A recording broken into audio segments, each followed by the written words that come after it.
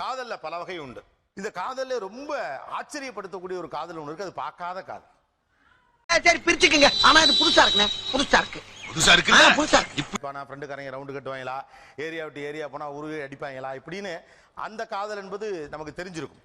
ஆனா கேவலமான ஆளு. கேவலமான ஆளுனா எந்த லெவலுக்கு இறங்கி அடிமட்ட வரைக்கும் போய் அலசுவோம். நீங்க ஒரு 90ஸ்ல வந்து ஒரு படம் வந்தது, பார்க்காத காதல், காதல் கோட்டைன்னு ஒரு படம் வந்தப்போ பெரும் ஆச்சரியம் நமக்கெல்லாம் இருந்தது. எப்படியா ரெண்டு பேரும் பார்க்காம லவ் பண்ணுவாங்க. பட்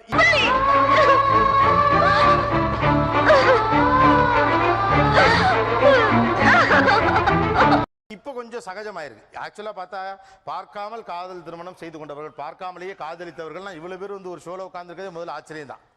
இது என்ன பிரமாதம்? இது விட பெசலைட் ஒண்ணு இருக்கு. கூவுடா. சோ இப்ப அந்த எண்ணிக்கை கூடி இருக்கு அப்படிங்கிறது தெரியுது. சோ இந்த காதலர் தினத்தில் நம்ம பேச போறது பார்க்காத காதல், அதன் உலகம் எப்படிப்பட்டது, அவ்வளவு மட்டும்தான்.